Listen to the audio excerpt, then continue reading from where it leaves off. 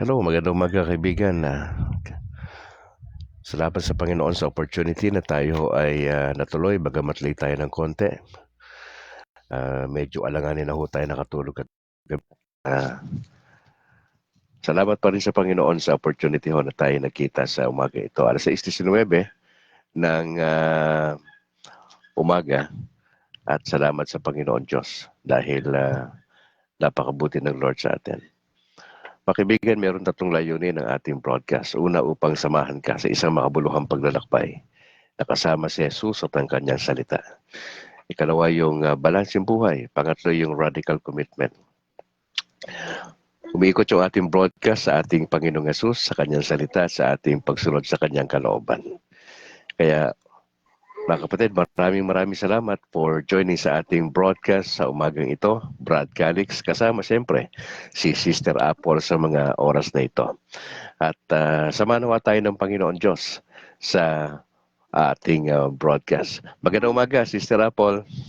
Magandang umaga, kapatid. Magandang umaga sa lahat ng ating live viewers on Facebook. Okay, just go ahead, kapatid. Yan, good morning everyone. Magsisimula na po tayo sa ating unang programa sa panalangin. Let us put ourselves in the most holy presence of God, in the name of the Father, and of the Son, and of the Holy Spirit. Amen. Amen. Let us profess our faith. I believe in one God, the Father Almighty, maker of heaven and earth, of all things visible and invisible.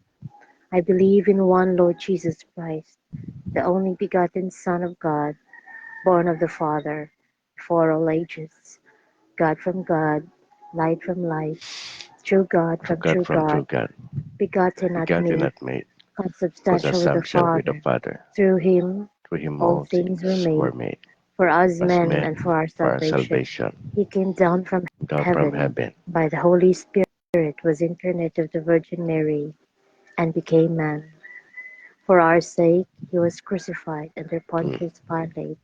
He suffered death and was buried, and rose again on the third day in accordance with the Scriptures. He ascended into heaven and is seated at the right hand of the Father. He will come again in glory to judge the living and the dead, and his kingdom will have no end. I believe in the Holy Spirit, the Lord, the giver of life, who proceeds from the Father and the Son, who with the Father and the Son is adored and glorified, who has spoken through the prophets. I believe in one holy, Catholic, and Apostolic Church. I confess one baptism for the forgiveness of sins, and I look forward to the resurrection of the dead and the life of the world to come. Amen. Amen. Let us proceed in reading the life of the saints for today. Today is the 16th of December, and we are still at the third week of Advent. We celebrate the feast or the solemnity of Saint Adelaide, Empress.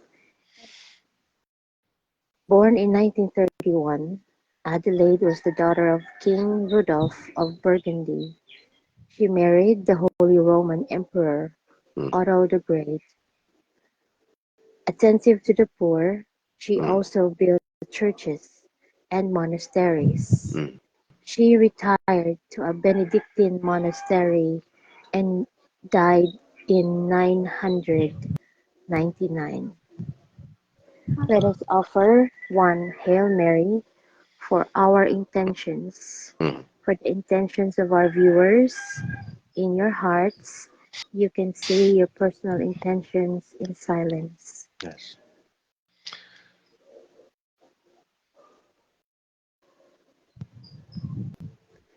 Hail Mary, full of grace, the Lord is with you. Blessed art thou amongst women, and blessed is the fruit of thy womb, Jesus.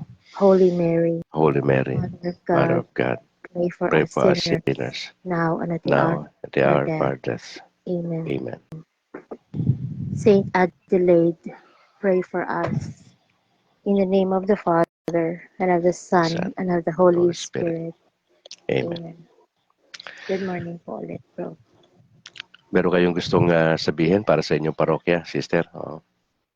Sa aming parokya dito sa Immaculate Conception Parish, Mm. Bakyas, Mansilingan, Oh. patuloy pa rin po ang ating Aguinaldo Masses every 4 a.m. At inaanyayahan po ang lahat ng ating mga parokyano na malapit dito sa ating parokya ay dumalo po tayo sa ating Aguinaldo Masses. So, every day, isang mass lang po tayo. Mm. Kaya huwag po nating palagpasin ang paghahanda sa pagdating ng ating Mesiyas. At sa lahat ng mga viewers natin, mga kaibigan natin sa CFD Bacolod, Mm. sila Brother John Paul, ang ating mga kapita-pitagang mga officers. Good morning. Magkikita po tayo ulit sa Sabado para sa ating Catholic Lay Apologetic Seminar. At sa ating mga prayer warriors sa Latin Rosary Missionaries. Mm. Maraming salamat at magandang umaga po. Thank you, Kuya. Okay. Mga kapatid, kasama natin si kapatid na Apple. Siya po yung regular na makasama natin from Monday to Friday. Apple, maraming salamat. Regards sa buong pamilya. Thank you. God bless. Okay.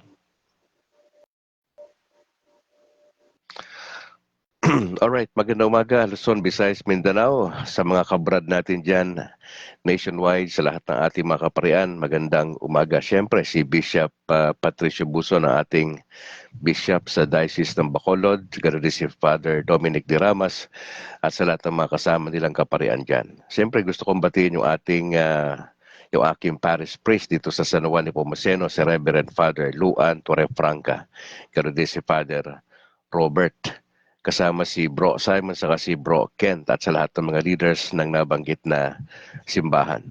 Pagbati rin kay Reverend Father Brendan Ray Gamala, ang spiritual advisor ng CFD. Pads, maganda umaga po. At sa buong tropa ng CFD, Bacolod, Granada, Talok at Kabangkalan. Si Bro Christian Paul Gailan ay kasama natin today. Nakikinig sa atin. Salamat, Bro. Si Harvey Angke ang Vice President, si George Quiles ang Secretary at si JB Akma na wala pang tulog dahil po sa kanyang pagsama ron kay Bro Noe Dora. Exciting ho yung nangyari kahapon sa amin kay Bro Noe at siya po ay excited sa tambalan. Tambalan next year at least once a week. Napaka-busy ko kasi noon. Tambalang Brad Calix saka si Noe Dora. Talaga naman ano ha. Oh, tambalan po yan. Antabayanan nyo yan. Next year ha. Opo. Maraming salamat for joining Bro Chubby Martin Uy. Ganun din po sa inyong pinsan. Kay Montejo, kay John Paul Ruby. Salamat for joining. At siyempre sa ating congrats Attorney Wenny Estares. Congrats po. At God bless po sa buong pamilya. Maraming salamat po sa inyong pagpupunyagi. Kayo ay nakapasa sa bar exam. Nako, hindi ho yan ganun kadali. Talaga pong napakahirap po yan. At sa mga hindi nga ho pumapasa, di ba, attorney, alam nyo naman yung ginagawa ng iba kapag hindi na pa nakakapasa. Pero dahil may takot sa Diyos ang kapatid na ito, kalma-kalma lang siya. At maski naman sino kakabahan ka habang sinisipat mo yung pangalan mo doon sa periodiko, di ba? Teka muna, letter E yan Estares yan, di ba? Kakabahan ka talaga Estacio, di ba? Di ba? Estares. Hindi ko alam kung ano naging reaksyon ni Attorney Winnie Estares nung makita niya sa pahayagan, sa broadsheet ho yan nakikita. Talaga namang palagay ko hindi siya nakapagsalita. The moment na makita niya yung pangalan niya, nakalista doon sa mga pumasa sa bar exam. Anyway, Attorney Winnie Estares, maraming salamat. At kung may pagkakataon ho kayo ay palagay ko naman makapagkakape-kape na tayo niyan. Maraming salamat po. sa kabutihan ng Panginoon Diyos. Gusto ko lang din humbatiin ang PESMA Plus dyan sa Israel na nananalangin po sa atin at kaagapay natin sa Ministeryo ng Kabrad. Maraming salamat po sa buong tropa ng PESMA Plus. Samanawa kayo ng Panginoon Diyos, mga kapatid. Of course, ang Latin Rosaries Missionaries na kaagapay natin sa pananalangin para sa gawain at sa aking may bahay. Nako, maraming salamat po sa inyo, mga kapatid. Tama po yan, Attorney Winnie, na yan po ay biyaya lamang ng Panginoon. Opo. Gusto ko lang din munang i-announce ito, mga kapatid, baka makalimutan ko ito. Sa amin pong parokya sa San Juan Nepomuceno Parish, magkakaroon po ng dinner for a cause. Next year pa naman ito. January 5, pero maganda nang ma-announce lang natin to ng medyo ano. Magkakaroon po ng dinner for our cause, 500 po ang ticket. Ang tema po ay ang pagpahayag, manifestation of talents and variety show for a cause. Ano? Ito po kasi ay, yung aming parokya kasi ay gusto ng mga tao dyan, malamig. Okay? So, iyon po ay ang project po ay sa helicopter ceiling fan. Opo, o yan. Alam naman po ninyo yan. Ito'y panawagan para po sa aming mga kasamahan at sa mga kaibigan natin ng mga Katoliko rin, siyempre, na ano po, na matulungan po natin. Opo. Mahirap pag mainit ang ating simbahan. So ito po ay makakatulong. Yan po ay sa January 5. Sunday po yan, Feast of the Lord's Epiphany. Alas 6 po ng gabi ang gagawin sa covered court po doon sa San Juan Nepomuceno Parish sa Sumag. Yun nga po, yan ay mapupunta doon sa helicopter ceiling fan. At yan po ay may halaga na 500. Dinner for a cause, San Juan Nepomuceno Parish, Sumag, Bacolod City. Alright. For more information po ay maaari lang ho doon mag-drop by sa parish, sa admin, at makakuha po kayo ng ticket. Ito po ay sponsor lang para kay, kay Brad Calix for next year. January 5 pa naman ho ito, 2025. Alright. Mga kapatid, diretso na ho tayo sa ating dapat pag-usapan. Tayo po ay nasa na tayo. Dito po tayo sa Matthew chapter 1. Maganda ho ito. Genealogy. Isa sa mga ayaw nating basahin sa Bible, genealogy. Bakit ho kaya? Kasi nandito yung listahan ng mga pangalan. Oo. Opo. Matthew chapter 1, maganda ho itong makita lang ho natin, mga kapatid. Saan ba ito nanggaling si Jesus? Importante yan. Kasi pang hindi mo matrace yung ninuno mo, halimbawa kami, Calixtro, saan ba galing? Yung lolo ko, hindi naman taga Catanduanes eh. Yung aming angkan sa nalaman ko lang din Catanduanes. Pero nung siniyasat ko, Darling May Peñaflor si Bonga, magandang umaga. Inimbestigahan ko, yung lolo ko, hindi pala taga dun sa Catanduanes. Taga, yung probinsya ni Brad Calix eh. Yung binabayuho ng Bagyo. Opo, doon po kami. Ang tinatalian po doon yung sili. Tinatalian doon yung coconut trees sa lugar namin. Kasi yun ang kinabubuhay doon eh. Aba yung lolo ko pala galing ng Visayas area, hindi taga doon, parang lumalabas na malapit lang din doon pero hindi taga Catanduanes. Sabi ko, ganun ba? Tapos kung isi-search mo naman, siyempre curious ka eh, bang mga kalikstrosan ba? Marami sa Mexico.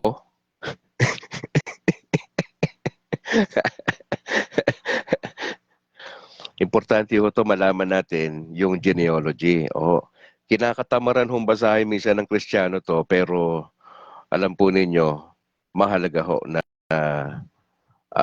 ano natin to, malaman po natin. Opo. Matthew 1, 1 to 17. Ito ang talaan ng lahing pinagmula ni Jesucristo, ang anak ni David at anak ni Abraham.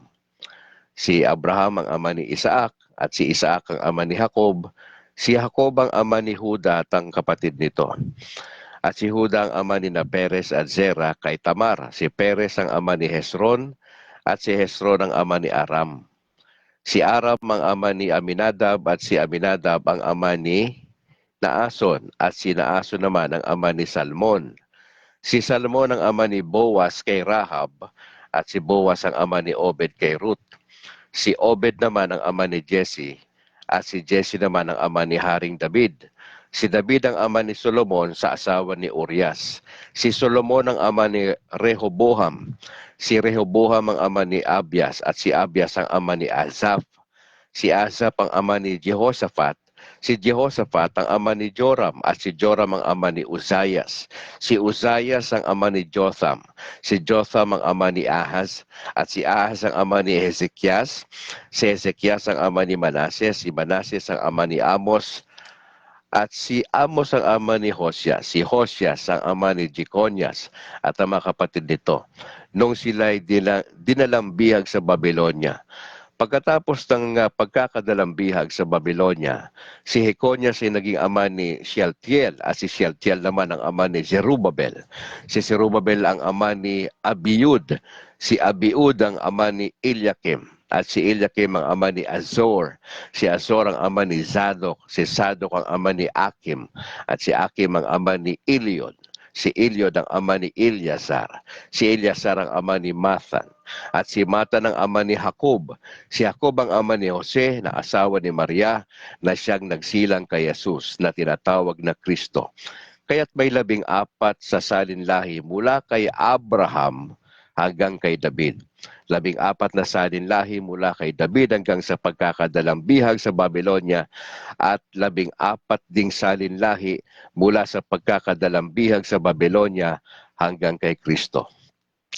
Philip Cesar Herrera, magandang umaga po. Salamat for joining sa ating broadcast. Ganoon din kay Bro JB Akman na wala pang tulog. Baka 2 oras lang tulog nito ni Bro. Bro, magandang umaga. Ganoon din kay Bro Noe Dora, kung saan man kayo naroon ngayon. God bless, kapatid. Ngayon, sasabihin nyo sa akin, ano ngayon yan, Bro Al, yung binasa mo? So what? Mga kapatid, mahalaga ang genealogy. Opo. Ito yung bunga ni Matthew. Genealogy. Kasi para ho mag-qualify etong si Jesus na talagang Messiah na na-prophesy in the Old Testament, dapat makita mo na siya ay nasa linyada ni Abraham at nasa linyada ni King David para maging legit. At ang ginawa ni Matthew ay hinalungkat niya ang genealogy. Inisa-isa niya kung saan nagmula itong mga tao na to. At na-trace naman niya ni Matthew na merong 14 na salinlahi. Number 14, nakikita nyo, di ba? Sa may bandang dulo, binabanggit. Na masasabi natin na legit si Jesus Christ. Nasa linyada, nakita na nagmula kay Abraham at nagmula kay King David. Napaka-importante ho kasi itong record na ito, mga kapatid. Common po yan in the Old Testament. Kaya nga ho, mahalaga ito na matrace natin. Kasi marami nagsasabi, hindi, sumulpot lang naman si Jesus sa kwento, sa eksena. Paano mo masasabing biglang sumulpot si Jesus sa eksena, may record kay Matthew? Diba? Marami kasing mga nagbabasa ng salita ng Diyos na gusto nilang i-disqualify itong si Jesus Christ at burahin sa kasaysayan. Ladies and gentlemen, hindi nyo kailanman pwedeng burahin sa kasaysayan yung pinagmula ni Jesus Christ. Na itong si Jesus ay legit ito, na 100% tao. Hindi ho siya biglang sumulpot sa isang katauhan o nagmagic. Hindi ho. Dumaan sa proseso si Jesus. Opo. Nabanggit ka dyan, salitang Jesus ay makikita natin sa Matthew, 150 beses ay binabanggit itong pangalang Jesus. At yung salitang Kristo, hindi po yan surname o apelyido ni Jesus. Hindi po. Yung salitang Christ po ay yan po yung equivalent sa Hebrew na Messiah o tinatawag na the Anointed One o pinahira ng langis. Sino ho ba ang pinapahira ng langis sa lumang tipan? Yun po yung mga priest, mga pare, mga hari, at propeta. Makapatid, nasa linyada ni David itong si Jesus Christ. Kaya ho, hindi ho katakataka na pagkainggitan ho siya. Hindi ba si Herod nung malaman niya na isisilang itong tagapagligtas na na-prophesy in the Old Testament, hinanap niya kuno yung bata. At yung sabi niya doon sa mga Magi, pakihanap nyo ha. Pag nakita nyo yung sanggol na yan, pakibalitaan nyo ako para i-worship din siya. Mantakin mong kalokohan nito ni Herodes. Kunyari lang yon. Pero kinausap na ng mga anghel, itong mga Magi, para ba ipaparaphrase mo sa panahon natin, huwag kayong makikinig doon, chismis lang yon. Hindi niya talaga gusto i-worship yung sanggol.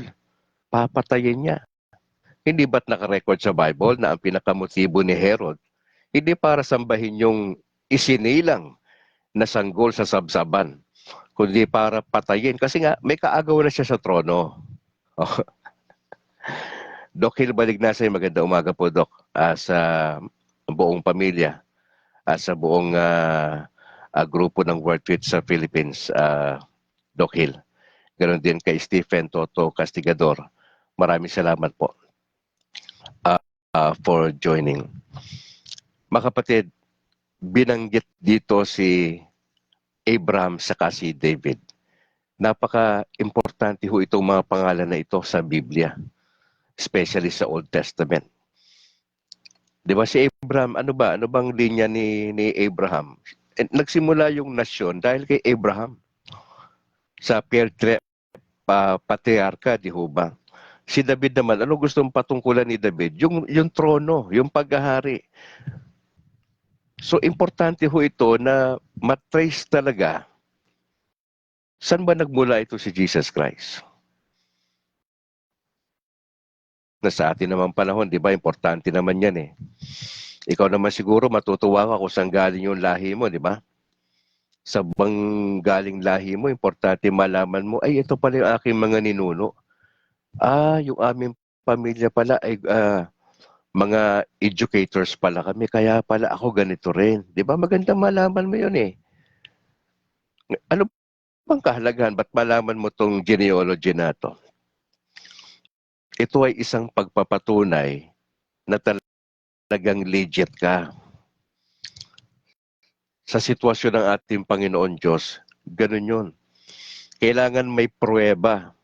Kaya nga di ho ba yung mga anak natin pag pumapasok sa paaralan yan isa sa mga mahalagang dokumento, di ba, na inaano natin sa NSO, di ba?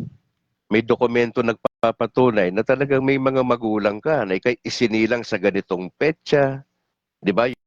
Yung birth certificate na yan, importanteng dokumento yan sa buhay natin. Pag wala kang mailatag na birth certificate upon enrollment, di ba? Pag elementary o saan man yan,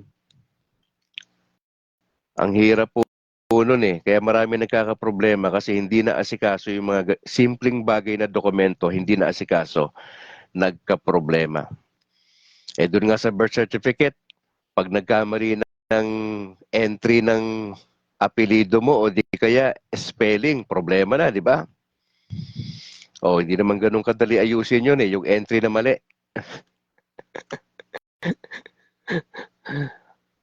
Mga kapatid, napaka-importante po ito na yung pinag-ugatan ni Jesus Christ ay legit. Nasa linyada siya ni Abraham, nasa linyada ni David. Kaya ho, anong pwede natin sabihin kay Jesus? Legit, 100% human.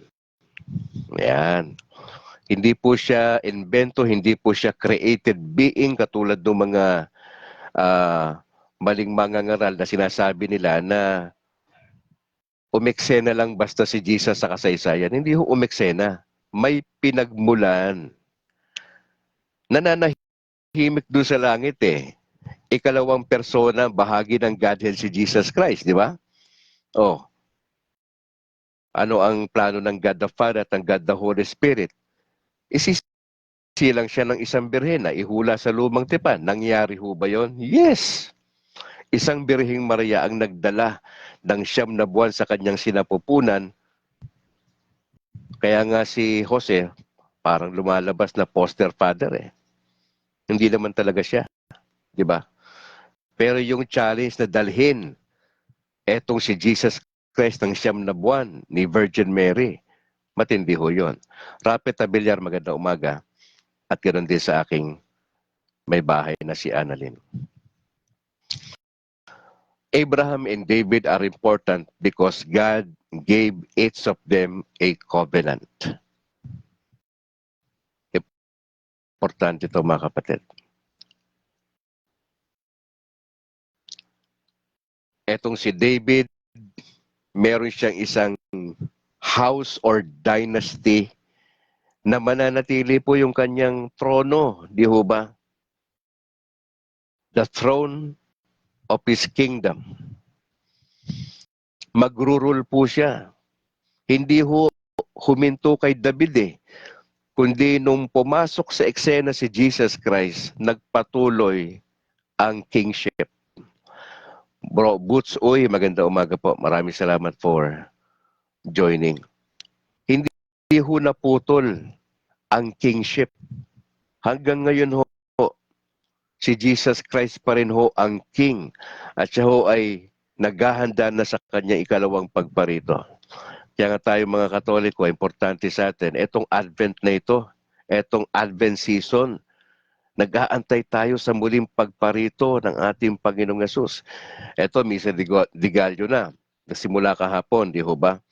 3:30 ng madaling araw, nagkakaroon na ng misa sa lahat ng mga parokya natin. Ito ay simbolo ng pag-aantay natin sa dakilang tagapagligtas. At bilang Katoliko, napakahalaga po sa atin yan. Hindi lang yan ginagawa natin kasi wala tayong magawa sa buhay natin, kundi merong meaning yung bawat galaw ng bawat Katoliko. Kaya be proud that you are a Catholic. Kasi yung ginagawa natin for so many years, may kahulugan yan ang bawat ginagawa natin. Itong Misa de Gallo na ito, itong 9 na madaling araw na ginagawa natin hanggang 24. At ang pinaka-highlights niya, yung 24 niyang 12:00 ng midnight. Hindi ho ba ang pamilya sa Pilipinas nagsasama-sama? Oh, at kumakain po tayo, nagse-celebrate po tayo sa kapanganakan ng Panginoon Diyos. Sa mga kaibigan natin Protestante at Evangelical, kung ayaw nilang maniwala sa December 25, huwag natin silang pilitin. Huwag tayong makipagtalo. Huwag tayong makipagtalastasan sa social media. Nakakapagod do yan eh. Mantakin yung pag-usapan pa natin yan. December 25 ba talaga? Ang tanong ko lang sa kanila, mga brad, hindi ba't mga Katoliko naman kayo dati? Itong problema nila eh. Hindi naniniwala, pinag-uusapan, pinagtatalunan ng December 25, nagse-celebrate naman ng Christmas. Tumatanggap naman ng bonus. Di ba nagde-decorate naman ng mga Christmas lights sa kanilang bahay. Tapos nakikipagtalastasan pa sa Katoliko. Bakit hindi raw December 25? Umayos nga kayo. Yun lang naman ang gusto kong sabihin sa kanila, umayos kayo. Huwag na kayong makipagtalo sa Katoliko kung December 25 ba isinilang o hindi. Hindi na yan ang mahalaga kung December 25 o 24 o anumang petsa ay nasa isip po ninyo. Ang mahalaga yung essence ng Christmas. O no, gets nyo na. Kasi naano ko sa mga banatan sa social media, nakikipagtalo pa itong mga batang mga mangangaral na to. Nakikipagtalo pa, petsa pinagtatalunan. Oy mga iho, tigil nyo yung ginagawa nyo, hindi maganda yan. Maniwala ka sa hindi sa December 25, manahimik ka. Irespeto mo ang Katoliko kasi galing ka dyan. Ganun lang kasimple. Kung ayaw nila, sabihin nyo na lang sa mga kaibigan yung protestante, bro, okay na, okay na. Kung hindi ka naniniwala dyan, okay na, okay na. Okay na. Don't bother us anymore. Kami mga Katoliko, sagrado sa amin yan, December 25. Kung ayaw nyo dyan sa 25, di bahala kayo. Walang problema. Irespeto nyo kasi matagal ng panahon yan, December 25.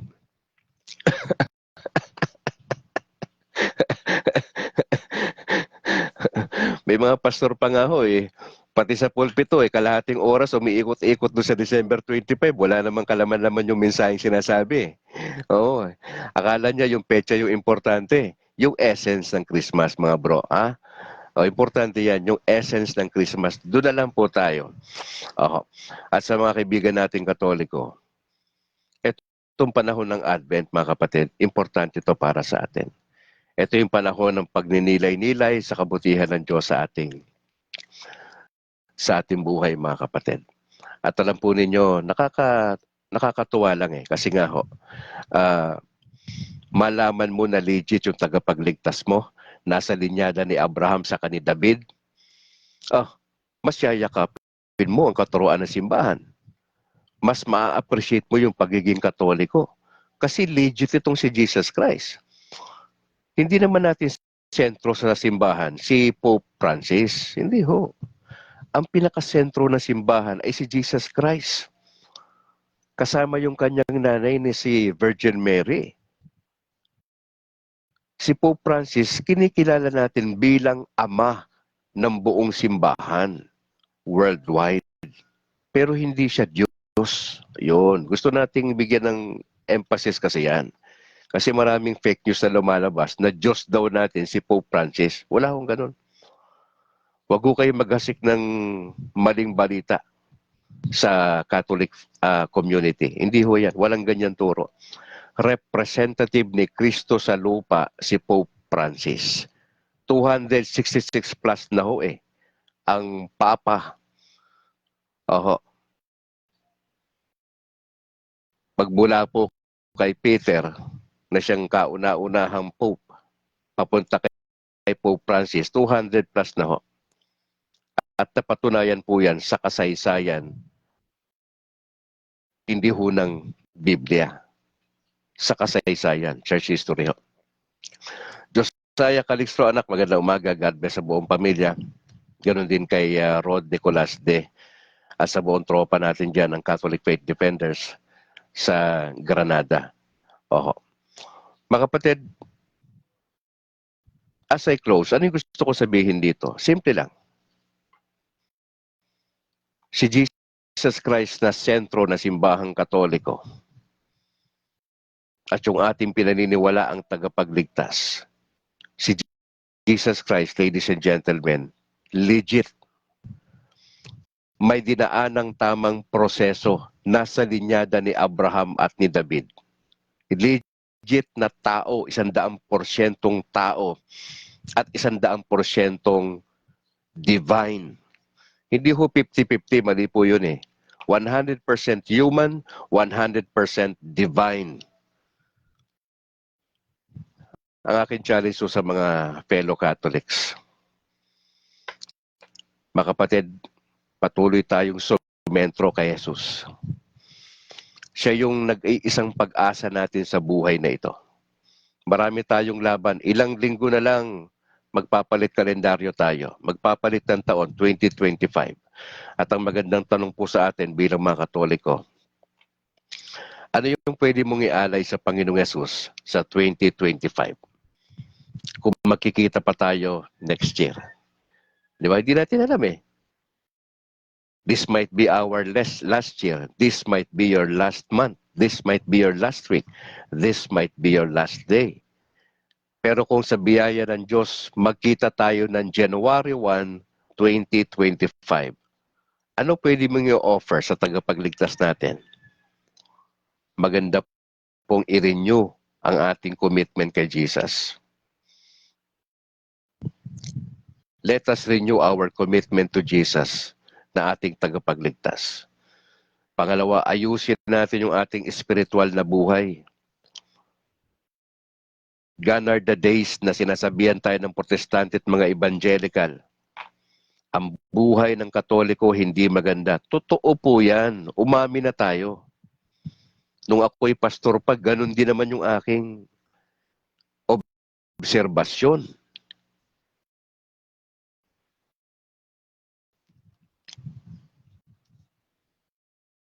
Sana dumating tayo sa punto na masasabi natin, Lord, gusto ko nang maging isang matinong Katoliko. Yung pagkakalagay sa akin ng Panginoon sa simbahan na to, may purpose si Lord. Bakit maraming pastor worldwide, matapos silang maglingkod sa kanilang denomination, ay dumating sa punto ng buhay nila na pinahinto sila ng Panginoon Diyos sa denomination na pinaglilingkuran nila at dinala sila dito sa simbahan na itinayo ng ating Panginoong Yesus. May purpose. Hindi ho nagkamali si Jesus nang ilagay si Brad Calix sa Katoliko. Hindi ho siya nagkamali. Nag-aantay lang ho ako sa ipapagawa ng Lord sa akin. Kaya nga ako'y namamanhik sa aking mga kaibigang pastor. Unawain nyo kung bakit si Brad Calix ay nagdesisyon na pumunta rito. Unawain lang po ninyo. Ako po'y nananalangin na maunawaan lang po ninyo. Maunawaan nyo at tanggapin ang realidad na hindi nyo na ako kasama. Mahalaga po yun. Kasi pag na may realization na hindi nyo na ako kasama, pero wag nyo lang alisin yung isang bagay. Ano ho yun? Na magkapatid tayo. Pag sinabi mo na magkapatid tayo, magkaiba ba tayo ng Kristo? Ang sinasampalatayanan ba ng Katoliko at ng Protestante at Evangelical magkaiba? Gusto ko po sabihin sa inyo, mali po kayo ng hinala. Parehas po tayo ng sinasamba. Si Kristo po ang sentro at ang Diyos ng mga Katoliko. Hindi po namin sinasamba si Birheng Maria. Bine-venerate lang ho namin. Mataas na pagrespeto. Bakit mataas ang respeto? Nanay ni Jesus. Ikaw naman, nanay mo hindi mo kayang irespeto? Ibang tao? Hindi pwede. Kaya ho ganun kami manindigan bilang Katoliko. Hindi pwedeng itsapuera si Virgin Mary. Hindi mo pwedeng tanggalin sa eksena ang nanay at yung anak lang yung bigyan mo ng importansya. Hindi ho. Magkakadikit ho yan. Kung paano ho naniniwala kami sa sacred scripture, meron po kaming sacred tradition, at meron pong magisterium. Hindi pwedeng mag-exist yung isa without the other. Ganun po kasimple. Kaya ho kung tatanggalin nyo sa eksena ang nanay, si Maria, tatanggalin nyo sa eksena ang mga santo na ang akusasyon nyo patay, buhay po ang mga santo ng mga Katoliko. Ako'y nakikiusap. Itigil nyo na ho ang pagbabatikos nyo. Kung sa tingin nyo tama po kayo, just go ahead po sa inyong grupo. Huwag na ho kayong manghimasok pa sa buhay ng mga Katoliko. Huwag na po. Huwag na po. At ako po'y namamanhik sa inyo mga fellow pastors. Tanggapin niyo po ang realidad na si Al Calixto ay wala na sa piling ninyo. Pero pag nakita tayo, pakiusap ko naman, magkapi-kapi naman tayo. Ipakita naman natin na bagamat masakit sa atin yung nangyari, posible palang maging magkaibigan pa rin tayo. Yung aking mentor po nakikinig dito ngayon at ako po at siya po mismo ay nag-reach out sa akin. Gusto niya ako makita in person. Ako po talagang halos malusaw ako eh. Dahil yung ginawa kong desisyon nung aking birthday December 3, hindi ko po ipinagpaalam sa mentor ko yon. Wala kaming conference na nangyari. Wala po. Nagulat na lang din ho siya at yung iba kong mga mentor. Magkagayon man, salamat kasi nakita ko sa mentor ko na ito yung pagiging tatay ko. Oo. Hindi niya ho ko pinagagalitan eh. Hindi ho. Nag-reach out siya bilang isang tatay, bilang isang kaibigan, at papasyal po siya next year para ho makausap ako makausap. Kaya ako saludo ko sa mentor ko na ito. Maraming salamat, Doc Hill. Balignasay ng World Teach sa inyo pong unawa. At patuloy kayong gabayan ng ating Panginoon sa inyong ministeryo. Babaeng Katoliko, magandang umaga. Salamat for joining sa ating broadcast. Mga kapatid, as I close. Sumentro tayo sa Panginoong Yesus. Ayusin na natin yung buhay natin. Ilang linggo na lang matatapos na itong 2024. Magandang salubong next year, maayos na buhay. Para yung mga kaibigan natin na protestante, maniwala na sa atin. Kasi kung meron tayong tamang simbahan, okay yung ating may santo papa tayo. Ang kulang na lang kasi na inaantay nila sa totoo lang ng mga protestante, yung buhay natin. Yun ang malaking hamon sa atin eh. Yung buhay po natin, ayusin na natin. Para ho makumbinsi sila. Yung buhay natin. Ayusin na natin yan sa biyaya ng Diyos ha. Kausapin nyo yung parish priest ninyo. Oo. Wag na ho kayong pasimba-simba lang pagka-trip ninyo. Wag na ho. Seryosohin na ho natin. Magpasya na po kayo kasi unless magpapasya po kayo, wala mangyayari. Nominal Christian ka pa rin. Nominal Catholic. Wala, pabanjing-banjing lang. Very passive. Passive lang. May nangyayari na sa paligid. Walang pakialam. Kasi passive eh. Walang pake. Hindi ho yan ang Katolikong tunay. Ang tunay na Katoliko, aware sa paligid. Ang tunay na Katoliko, seryoso sa relasyon sa Diyos. Ang tunay na Katoliko, si Kristo ang bida sa kanyang buhay. Merong maayos na pamilya, kung kayo po ay naghahanap buhay, tapat po kayo. Alam niyo naman ang sinasabi ko. Alright, tayo po ay manalangin na mga kapatid. At salamat sa Panginoon. Ama, maraming salamat po sa umagang ito. Nagdadasal po kami na patuloy niyo kaming tulungan. Marami kaming dapat ayusin sa buhay namin. Sana nga po isang hamon ito sa mga kaibigang Katoliko. Tignan ang buhay sa liwanag ng inyong salita. Magkaroon ng pagpapasya sa isip na wakas na ang kasalanan at seryosohin ang Christian life kay Jesus. Hindi aksidente na maraming pastor worldwide ang nako-convert sa Catholic Church. Nagpapasalamat kami kasi may ganito akong pribilehiyo. Nagpapasalamat din ako sa mga natutunan ko, sa mga kaibigan ko sa Baptist at sa aking mga profesor at mga mentor na umalalay po sa akin. Hindi ko po makakalimutan ang kanilang kontribusyon sa akin sa theology, sa aking pagpapastor. Maraming salamat sa kanila kasi bahagi ng kwento ng buhay ko po yun. At hindi ko kailanman pwedeng kalimutan yung mga nangyari. Kasi bahagi ng kwento ni Brad Calix yung mga bagay na yon. Bagong pahina ng buhay ng paglilingkod, nakasama ang Catholic community. Pero Panginoon, mas importante ho ang relasyon. Yun ang ayaw ko na mawala. Ang relasyon na meron po kami. Kaya ho, tulungan nyo kami na mga pastor na naging bahagi ng Katoliko na manatili ang bukas na komunikasyon at dialogo sa mga kaibigang protestante at mga evangelical. Nagdadasal kami sa buong maghapong ito, samahan nyo kami, makita namin ang aming sarili sa liwanag ng inyong salita, ang gabay ng banal na Espiritu siyang sa aming palagi. At tulungan nyo kami na seryosohin ang aming buhay pananampalataya. Salamat po sa mga hamon ng inyong salita. Sa reflection na ito, kami nagdadasal ng inyong kalooban. Sa lahat ng may mga karamdaman ho ngayon, tulungan niyo po sila. Ipanalangin niyo po kami, mahal na Birheng Maria, sa lahat ng mga inooperahan sa mga oras na ito, sa iba't ibang paggamutan sa Pilipinas.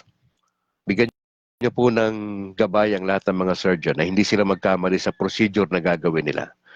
Yung mga nagdadialysis, yung may mga cancer, tulungan niyo po sila. Napakahirap magkasakit sa panahon na ito. Pinagdadasal namin ang lahat ng kaparian sa Pilipinas, lalong-lalo ng aming Santo Papa si Francis sa kanyang kalusugan. Dalangin namin sa kanyang frequent na pagbiyahe sa iba't ibang bansa. Tulungan niyo po siya. At pinapanalangin namin ang inyong kalooban sa lahat ng mga kardinal na nasa Vatican, na patuloy silang magkasundo sa isang layunin na maitaas ang pangalan ng Panginoong Yesus. Lord, maraming salamat po. Samahan niyo ang bawat isa na ma-enjoy namin ang buhay na ito. Si Bro Noe Dora sa kanyang pag-iikot-ikot sa buong Pilipinas, ingatan niyo po siya at yung kalooban niyo mangyari para po sa kanya. Pinagdadasal ko ang aming Bishop Patricio Buson sa Diocese ng Bacolod. Bigyan niyo po siya ng talino at gabay kung paano po maalagaan ang mga kaparian under his leadership. Maraming salamat sa aking parish priest na si Reverend Father Luan Torrefranca. Si Father Robert na siyang nag-aasikaso sa amin sa Sumag, sa San Juan Nepomuceno at sa iba pang mga simbahan. Maraming salamat po sa inyong salita. Legit ang Panginoong Yesus. Napatunayan ang salita ng Diyos na siya'y nasa linyada ni Abraham at ni David. At masaya kami sapagkat yung pagiging legit ng Panginoong Yesus ay nagpapatunay lamang na hindi siya peke, na siya ay totoo. Maraming salamat sa Panginoong Yesus na siyang pinakabida sa simbahang Katoliko. Maraming salamat po. We pray this in Jesus' name. Amen. In the name of the Father, the Son, the Holy Spirit. Amen. Pipito Barbon, maraming salamat bro for joining sa ating broadcast at sa mga tropa natin, katekistang magsasangyaw. Magandang umaga po. Maraming salamat for joining. Once again, bago ako magpaalam, kung meron kayong pagkakataon, makinig tayo sa ating istasyon, ang DYAF 1143 sa Talapihitan po. Pwede nyo po i-download yan sa inyong mga cellphone. Nagsisimula po yung broadcast sang alas 6 ng umaga at sa alas 6 din ho ng gabi ay natatapos ang programa. Si Father Dominic de Ramas po ang tumatayong acting ang OIC ng nasabing istasyon ng DYAF. Salamat sa Panginoon sa opportunity. At minsan pa, magkakaroon tayo ng dinner for a cause sa ating Paris sa San Juan Nepomuceno sa Sumag na may temang ang pagpahayag ay manifestation of talents and variety show for a cause. Para po yan, ang malilikom ay mapupunta po doon sa helicopter ceiling fan ng ating chapel. January 5 po yan, next year, 2025. Alas 6 ng gabi, gagawin po yan doon sa covered court. Sa lahat ng mga interesadong makasamahan natin, ay punta lang ho kayo sa ating opisina para ho makakuha kayo nitong ticket for dinner for a cause, January 5. Sa kanan po na aking may bayan na si Annalyn Ledesma Calixto at yung aming dalawang anak na si James Philip at Alana Grace. Ako naman si Brad Calix. To God be the glory. Ingat po kayo. Pakishare po yung ating video mga kapatid ha. Angel Amoma, magandang umaga. Maraming salamat for joining. Sa lahat ng mga kaparian natin sa buong Negros Occidental. To God be the glory. Ingat po kayo. And bye for now.